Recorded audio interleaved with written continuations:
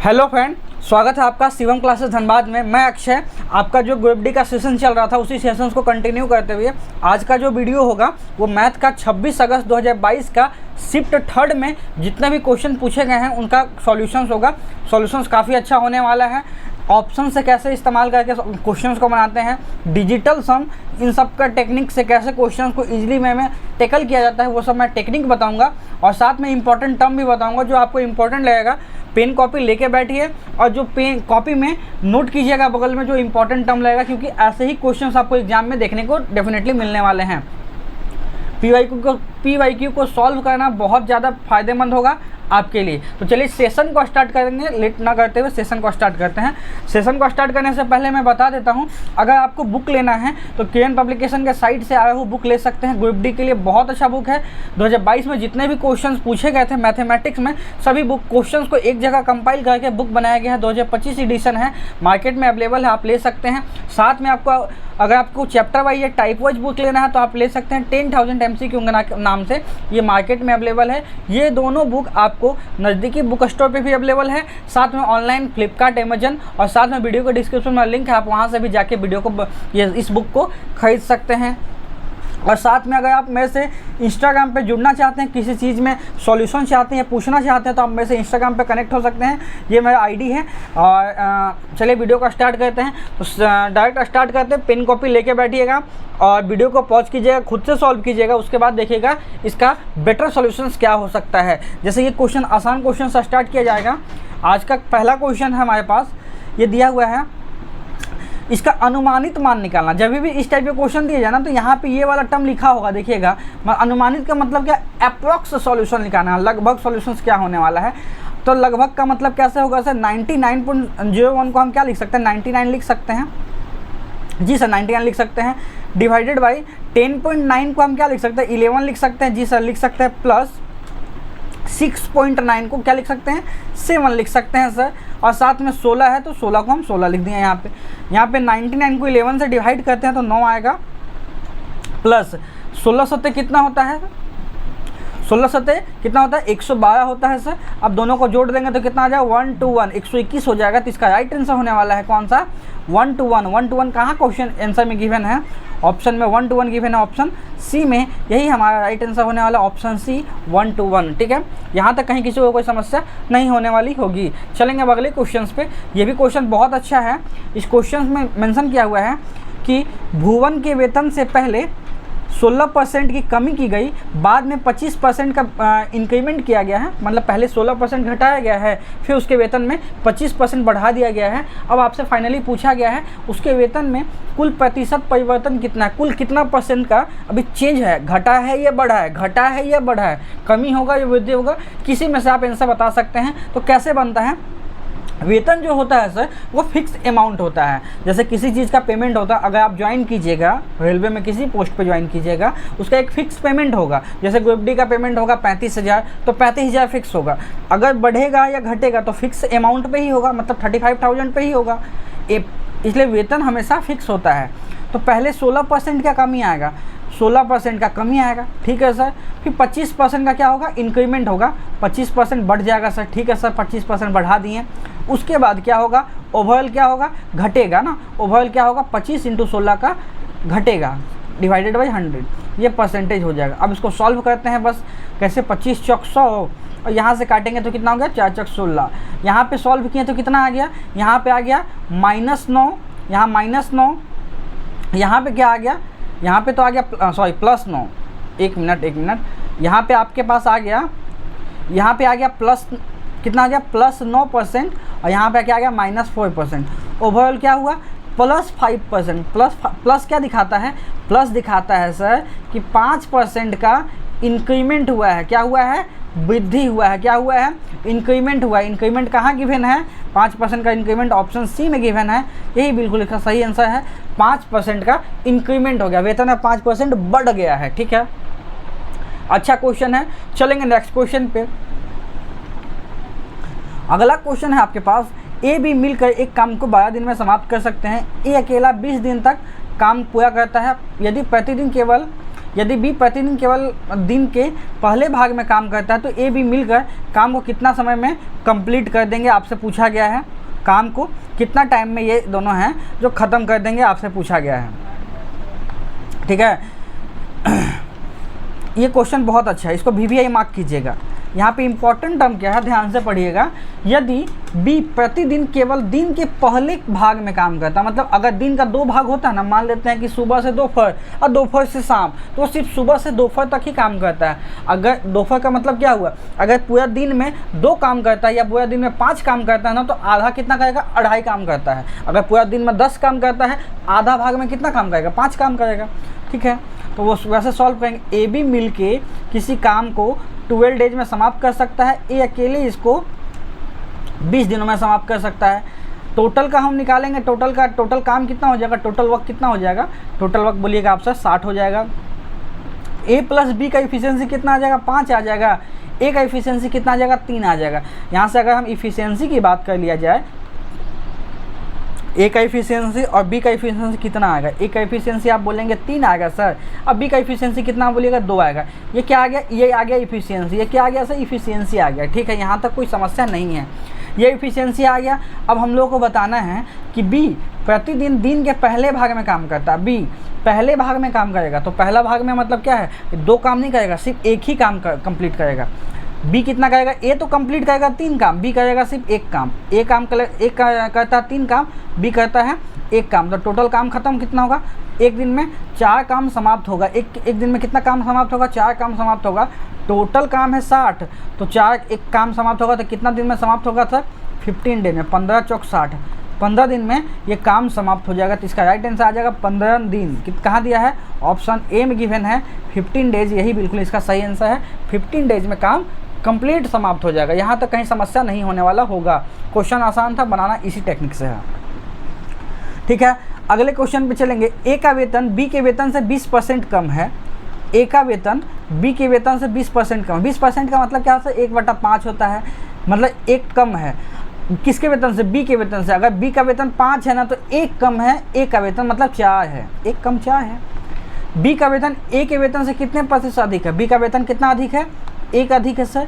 ए से कितना अधिक है, ए कितना है, 4 है, 4 से कितना अधिक है, परसेंटेज के लिए 100 लगा दिए, तो 25 चौक 100, 25% अधिक है। 25% इसका कहाँ गिवन है, 25% आपका ऑप्शन सी में गिवन है, 25%। ठीक है, यहाँ तक कोई समस्या नहीं होने वाला होगा। ठीक है, चलेंगे अगले क्वेश्चन पे। 171, 172, 173 को 17 से विभाजित किया जाता है तो शेषफल क्या होगा, आपको बताना है। देखिए, इस टाइप के क्वेश्चन मैंने पहले भी आया था, एक और शिफ्ट में आया हुआ है, ये मैंने सॉल्व करवाया है। आप जाके प्लेलिस्ट बना है, प्लेलिस्ट चेक कीजिएगा। अब तक का ये 18 वीडियो आ चुका है, ये 19 वीडियो है, उसमें सेम ये इसी टाइप का क्वेश्चन है। ये मैं ऐसा नहीं बोल रहा कि नहीं आया है, आप देखिएगा ऑफिशियली क्वेश्चन ऐसा आया है। एक ही क्वेश्चन 2 शिफ्ट में पूछा गया, सेम क्वेश्चन। इसको कैसे सॉल्व होगा, ये 171 को ऐसे लिखा जा सकता है क्या, 170 + 1, आप बोलेगा जी सर बिल्कुल लिख सकते हैं। 172 को ऐसे लिख सकते हैं क्या, 172, 170 + 2, जी सर लिख सकते हैं। और साथ 173 को हम क्या लिख सकते हैं, 170 + 3 लिख सकते हैं। और जब इसको 17 से डिवाइड कर देंगे तो क्या आ जाएगा, ये सब तो कट जाएगा, यहाँ बच जाएगा 1, यहाँ बच जाएगा 2, यहाँ बच जाएगा 3, टोटल कितना शेष बचेगा, 2 तिहाई 6 बचेगा। शेष कितना बचेगा सर, 6 बचेगा। 6 कहाँ गिवन है, ऑप्शन ए में गिवन है 6, यही इसका बिल्कुल सही आंसर होगा। सिर्फ 6 बच जाएगा, क्योंकि 17 के टेबल में 10 टाइम है, 170 आ जाता है, बचेगा सिर्फ 1, वहाँ बचेगा 2, वहाँ बचेगा 3। बीच में संख्या क्या क्या, बीच में सिंबल क्या है, गुना का साइन है, गुना कर देंगे, 3 दूना 6, 6 कम 6, राइट आंसर 6 आ जाएगा।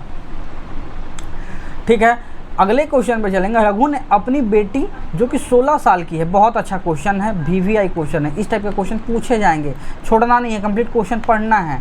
कि नाम पे 5 लाख का निवेश किया है, एक ऐसी योजना में किया है जिसमें प्रत्येक साल 5% के अमाउंट से चक्रवृद्धि ब्याज दिया जाएगा, मतलब CI दिया जाएगा।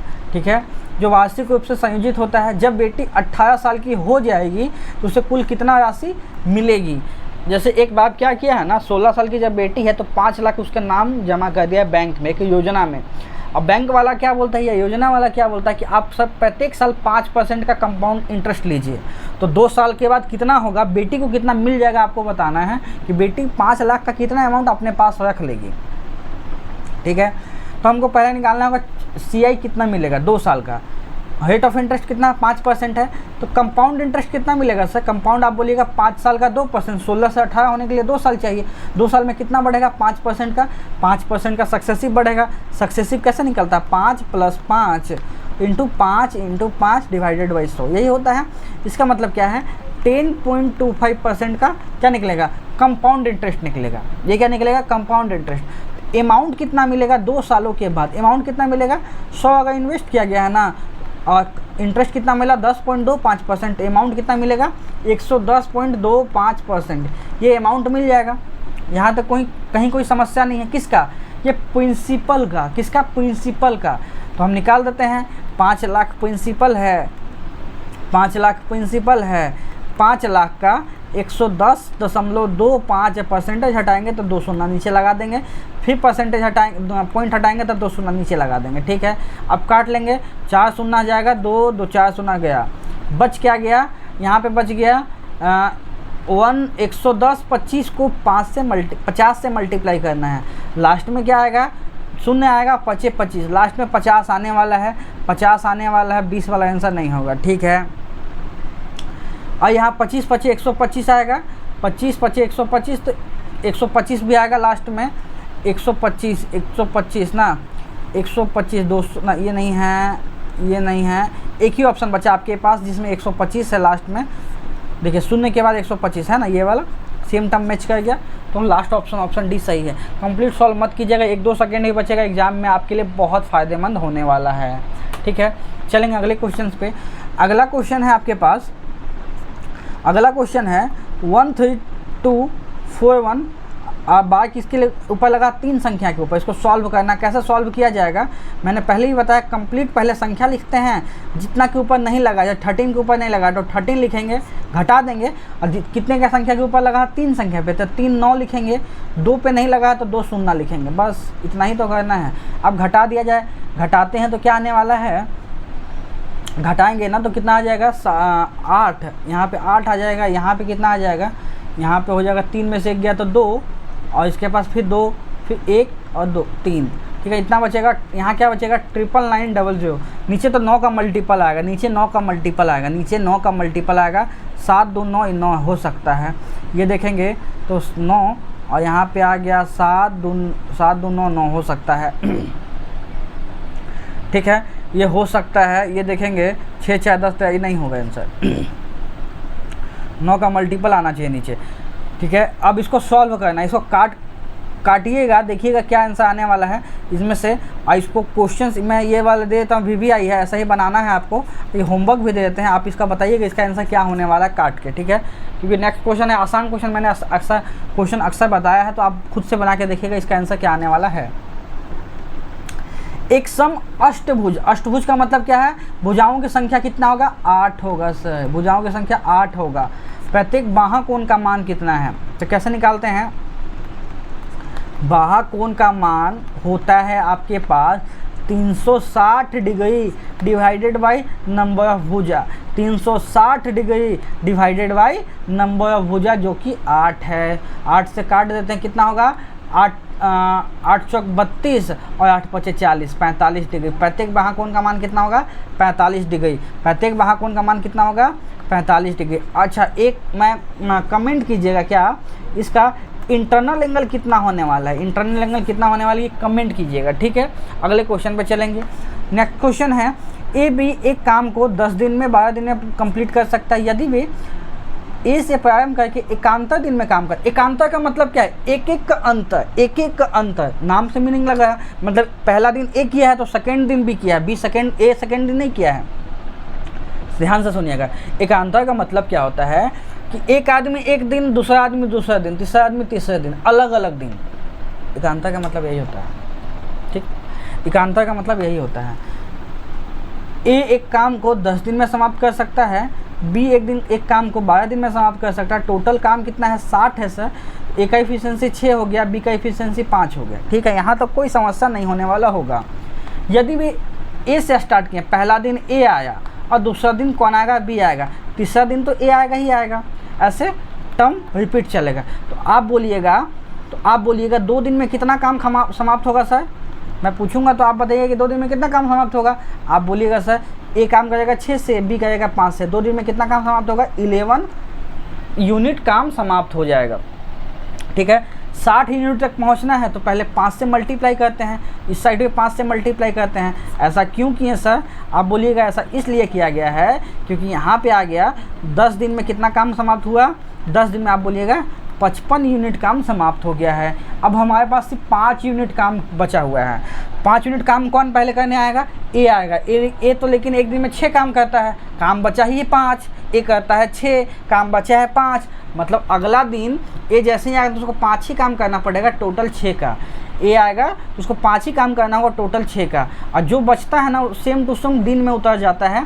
तो इसका आंसर क्या हो जाएगा? 10.5/6, 10.5/6 इसका बिल्कुल सही आंसर हो जाएगा। कहाँ गिवन है? ऑप्शन डी में गिवन है 10.5/6, यही बिल्कुल इसका सही आंसर हो जाएगा 10.5/6। कहीं समस्या नहीं होने वाला होगा तो बताइएगा। ठीक है, यदि इक्वेशन दिया हुआ है ये तो मूल है तो आपसे बताना क्या है, a³b², इसका मान आपको बताना। अच्छा यहाँ पे देखिए, पहले इसको हम निकाल लेते हैं, ये बहुत कॉम्प्लिकेटेड लग रहा है ना, इसको निकाल लेते हैं। a² b² को कॉमन ले लीजिए, दोनों में है। यहाँ क्या बच जाएगा? a बच जाएगा, यहाँ b बच जाएगा। ये कुल मिलाकर आपको यही वाला टर्म आपको निकालना है, a² b² a+b, ये निकालना है। अच्छा, क्वाड्रेटिक इक्वेशन को सॉल्व करने के लिए मैं हमेशा एक टेक्निक बताता हूँ कैसे सॉल्व होगा। जोड़ने पे -5 गुना करने पे 14, ध्यान से सुनो, जोड़ने पे -5 गुना करने पे 14, 7 दूनी 14, 7 अब -7 + 2 -5, ठीक, -7 + 2 क्या हुआ? 7 दूनी 14 माइनस में, जोड़ने पे क्या होगा? -5 भी होगा। तो इसका मूल क्या होगा? मूल आपसे पूछा जाएगा तो मूल आप बोलिएगा 7 होगा, और यहाँ का इसका मूल कितना होगा? -2 होगा। तो a का मान 7, b का मान -2, a का मान 7, b का मान -2, बस इसको पुट कर दीजिए, पुट कीजिए, आंसर पाइए। a का मान यहाँ पुट करते हैं तो कितना है? 7 × 7 = 49, b का मान पुट किए तो 2 दूना 4, दोनों को जोड़ दिए तो कितना आया? +5, क्या आया? +5, क्या हुआ? 49 × 20, 49 × 20 कितना होता है? 980 होता है सर। 49 दूना 98, 1 शून्य आप चिपका देंगे, 980। 980 कहाँ गिवन है? 980 आपका ऑप्शन ए में गिवन है 980, यही बिल्कुल इसका सही आंसर हो जाएगा 980। कहीं समस्या नहीं होने वाला होगा। अगला क्वेश्चन पे चलेंगे। यदि किसी बंद घनाभ की चौड़ाई ऊंचाई उसकी 12 सेंटीमीटर लंबाई कितना? 12 सेंटीमीटर है, ठीक है, कि 25% और 50% है। चौड़ाई पहले है 25%, पर चौड़ाई कितना है? 25%। किसका? 12 का 25% कितना होता है? 12 का 25% 1/4, मतलब 3 हो जाएगा। अरे भाई 12 का 1/4 यही ना होता, 25% 1/4 लिखते हैं तो 3 ना हो जाएगा, 3 यहाँ पे मैंने लिख दिया। अच्छा, ऊंचाई कितना है? 12 का 50%, 50% मतलब आधा, 6 सेंटीमीटर, 6 सेंटीमीटर यहाँ लिख दिए। अच्छा, इनका कुल पृष्ठीय क्षेत्रफल आपको बताना है। कुल पृष्ठीय क्षेत्रफल क्या होगा? 2 × LB + BH + HL, यही होता है, बस पुट कर दीजिए। 2 × लंबाई × चौड़ाई कितना होगा? 12 × 36 और प्लस 6 × 18 और प्लस 12 × 6 = 72, यही होगा, बस उसको सॉल्व करना है। 72 × 18 = 90, और 90 और 30 कितना होता है? 90 × 3 = 126 होता है।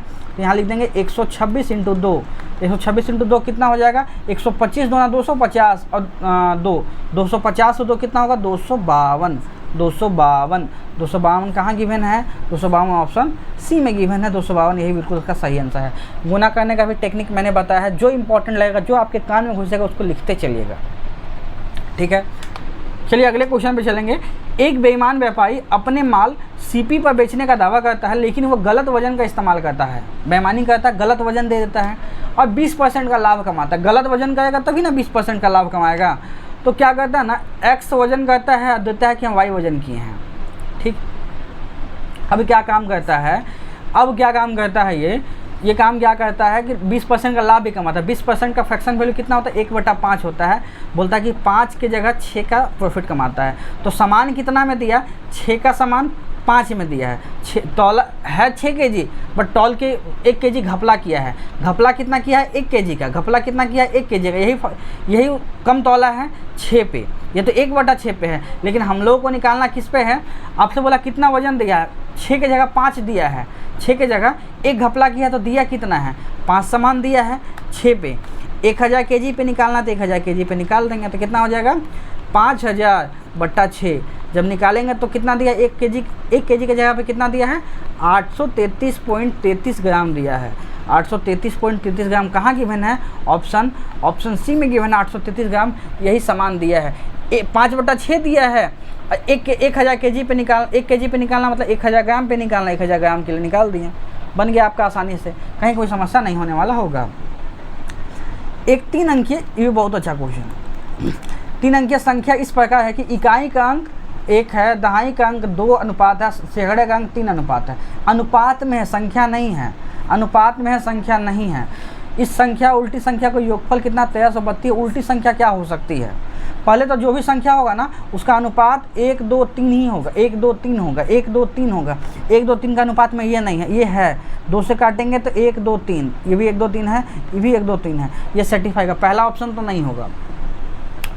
अच्छा जो संख्या उसका उल्टा संख्या 1332 होना चाहिए। मान लेते हैं कि 246 इसका आंसर है 246 में उल्टा जोड़ेंगे तो 642 होगा दोनों को जोड़ेंगे तो 6 2 8 800 के ही आसपास आएगा लेकिन जाना 1300 के आसपास ऑप्शन ए नहीं होगा। अगर मानते हैं 123 है आंसर 123 का उल्टा 221 होता है 321 होता है जोड़ेंगे तो 3 1 400 होगा ये आंसर नहीं है। एक ही ऑप्शन बचा आपका 369 यही इसका राइट आंसर है। जोड़ के देख लीजिएगा 963 हो जाएगा 3 1300 के आसपास आ जाएगा यही बिल्कुल इसका सही आंसर है। 3 ऑप्शन कट गया तो ऑटोमेटिकली डेफिनेटली चौथा ऑप्शन सही आंसर हो जाएगा। ठीक है 1/2 सेंटीमीटर व्यास वाले गोले का पृष्ठीय क्षेत्रफल निकालना है। अच्छा पहले गोले का पृष्ठीय क्षेत्रफल होता कितना है गोले का पृष्ठीय क्षेत्रफल होता है 4πr²। ध्यान रखिएगा नहीं याद है तो नोट कर लीजिएगा गोले का पृष्ठीय क्षेत्रफल कितना होता है क्या होता है 4πr²। ये होता है 4πr²। ठीक है यहाँ तक कोई समस्या नहीं होगा। ठीक है 4πr² होता है 4πr² होता है गोला का। अब आपसे बोला गया है इसका निकालना है तो 4 को 4 रहने दिए पाई को पाई रहने दिए आर कितना अगर व्यास है 1/2 तो रेडियस कितना होगा 1/4 1/4 इंटू 1/4। अच्छा ये समझ है ना देखिए रेडियस क्या होता है d/2 होता है डायमीटर का आधा होता है डायमीटर 1/2 है तो रेडियस कितना हो जाएगा 1/4 हो जाएगा 1/4 हो जाएगा। यहाँ तक कि तो किसी को समस्या नहीं होने वाला होगा। ठीक है अब काट लीजिए इससे ही काट लीजिए तो यहाँ बचा क्या π/4 सेंटीमीटर स्क्वायर π/4 सेंटीमीटर स्क्वायर यही इसका आपका राइट आंसर बचा। कहाँ गिवन है ये गिवन है आपका ऑप्शन ए में गिवन है। ऑप्शन ए बिल्कुल इसका सही आंसर हो जाएगा ऑप्शन ए कहीं समस्या नहीं होने वाला होगा। नेक्स्ट क्वेश्चन भी चलेंगे। ये क्वेश्चन है आपका इसको सॉल्व करना है x का मान दिया है y का मान दिया x² + y² पूछा गया है। अच्छा x का स्क्वायर निकालते हैं कैसे निकलेगा 2 + √5 पहले इसका बेसिक बताते हैं उसके बाद इसका शॉर्ट बताएंगे कैसे बनाएगा ये। इसका स्क्वायर निकाल लीजिए इसका स्क्वायर जब भी में निकालेंगे तो स्क्वायर निकालिएगा तो क्या हो जाएगा 2 दूना 4 प्लस √5 का 5 हो गया यहाँ पे हो गया 4√5 तो क्या हो जाएगा 9 + 4√5 ये हो गया। ये किसका मान हो गया x² का y² का मान निकालेंगे तो क्या हो जाएगा 2 - √5 का होल स्क्वायर निकालना है। सॉल्व किया जाए इसको यहाँ बचेगा 4 यहाँ बचेगा 5 यहाँ आ जाएगा -4√5 क्या आ गया 9 - 4√5 9 - 4√5 ये आ गया। अब बस दोनों को सॉल्व करना है दोनों को जोड़ना है x² + y² को जब जोड़ेंगे तो कितना आ जाएगा 9 + 4√5 यहाँ आ जाएगा +9 - 4√5 इसको सॉल्व करेंगे -4√5 + 4√5 कट जाएगा 9 9 18 इसका आंसर आएगा 18 इसका बिल्कुल सही आंसर है राइट आंसर 18। ये तो बेसिक मेथड होगा ऐसे लेकिन एग्जाम में नहीं बनाना है एग्जाम में ये टेक्निक इस्तेमाल नहीं करना है। तो क्या इस्तेमाल करना है सर जब भी साइन में कोई भी एक माइनस में हो ध्यान से सुनिएगा जब भी x माइनस में हो या y माइनस में कोई भी एक टर्म माइनस में हो उनका सम पूछा जाए तो आपको क्या करना है आपको क्या बताना है इन संख्याओं का स्क्वायर जो होगा वही होगा इसका राइट आंसर। इसका राइट आंसर कैसे देखिए बता देते हैं। इसका स्क्वायर कितना हो गया 2 दूना 4 और इसका क्या होगा इसका राइट आंसर क्या होगा 2 into x² + y²। x² + y² ये मत कीजिएगा यहाँ पे ऐसा मतलब ये नहीं है मतलब बता देते हैं। देखिए इसका मतलब ये है कि यहाँ अगर इसको a मानते हैं, इसको b मानते हैं, तो जब भी ये पूछा जाए तो आप कीजिएगा a square plus b square, ये कीजिएगा, बस बन जाएगा 2 इंटू a स्क्वायर कितना, 2 का स्क्वायर 4 और 5 का 5, 9 दूना 18 आ गया डायरेक्ट 18 आंसर। इसका शॉर्टकट है ये भी शॉर्टकट ध्यान रखिएगा, ये वाला आपका शॉर्टकट है, ये शॉर्टकट ध्यान रखिएगा, बहुत इंपॉर्टेंट रहेगा एग्जाम में, डायरेक्ट बन जाएगा आपसे। चलेंगे अगले क्वेश्चन पे। नेक्स्ट क्वेश्चन है माध्य दिया है, बहुलक दिया है, आपसे बोला है आनुभविक संबंध का प्रयोग करते हुए आकर माध्यक निकालना है। संबंध क्या होता है, बहुलक इक्वल टू 3 माध्यिका, बहुलक इक्वल टू 3 माध्यिका माइनस 2 माध्य। ये ध्यान रखना है, इसको याद रखना है, ये टर्म को ये पूछा जाता है अक्सर एग्जाम में। बहुलक इक्वल टू 3 माध्यिका माइनस 2 माध्य। याद कैसे रखेंगे, बहुलक बड़ी संख्या तो बहुत है, बहुलक बड़ी है, तो बहुलक में से 3 माध्यिका, माध्य 2 अक्षर का है, माध्यिका 3 वर्ड का है। याद रखने का टेक्निक ऐसा होता नहीं है, लेकिन माध्यिका 3 वर्ड का है तो 3 में से 2 माध्य घट जाएगा, 3 में से 2 माध्य घट जाएगा, बहुलक निकल जाएगा। ठीक है, ये फॉर्मूला है। बहुलक कितना दिया है, 60 दिया है, माध्यिका निकालना है तो माध्यिका को हम x मान लेते हैं। माध्य दिया है 42, तो 2 इंटू 42 कितना होगा, 42 गुना 84, 84, तो 3x का मान कितना हो जाएगा, 60 प्लस 84। इसको क्या लिखेंगे, इसको 144 लिखते हैं, तो x का मान क्या आ जाने वाला है, 144 डिवाइडेड बाई 3। इसको काटेंगे तो 4 3 12 8 4 48, 48 इसका बिल्कुल सही आंसर है। 48 कहाँ गिवन है, ऑप्शन डी में गिवन है 48, यही 48 इसका राइट आंसर हो जाएगा 48, कहीं समस्या नहीं होने वाला होगा। ठीक है,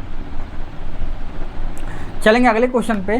प्रत्येक 3 वर्ष के अंतराल पे जन्मे 5 वर्ष बच्चों की आयु का योगफल 60 है। सबसे छोटे बच्चे की आयु क्या है, आपसे पूछी गई है। देखिए 3 बच्चा जब जन्म लिया है, 3 बच्चा जन्म लिया है कि 3 वर्ष के अंतराल में 5 बच्चा जन्म लिया है। एक बच्चा x साल का है, दूसरा बच्चा 3 साल बड़ा है, x प्लस 3 है, तीसरा बच्चा फिर 3 साल बड़ा है मतलब x प्लस 6 है, चौथा बच्चा फिर 3 साल बड़ा है मतलब x प्लस 9 है, पांचवा 3 साल बड़ा है मतलब x प्लस 12 है। इन सबका योग कितना है, 60 साल है। जोड़ेंगे कैसे, आसानी से जोड़ लीजिए, 12 9 21, 12 9 कितना हो गया, 21 हो गया, 21 9 30 हो गया। तो यहाँ क्या आ गया, 5x है तो 5x प्लस 30 का मान 60 है, तो x का मान कितना निकलेगा, 30/5 निकलेगा। 30/5 का मतलब 6 साल निकलेगा। और 6 साल क्या, सबसे छोटा बच्चा कौन है, x वाला, सबसे छोटा कौन है, ये x का मान कितना है, 6 साल, तो 6 साल इसका बिल्कुल सही आंसर हो जाएगा। 6 साल कहाँ है, 6 साल ऑप्शन डी में गिवन है, 6 ईयर्स, यही इसका राइट आंसर हो जाएगा 6 साल। ठीक है, अगला क्वेश्चन भी चलते हैं। एक खुदरा विक्रेता एक वस्तु को उसके अंकित मूल्य पर बेचता है, 18% का लाभ कमाता है। मार्क प्राइस पे सेल करता है तो 18% का लाभ कमाता है। यदि उसने अंकित मूल्य पर 10% डिस्काउंट दी होती तो उसका वास्तविक लाभ क्या होगा, आपसे पूछा गया है।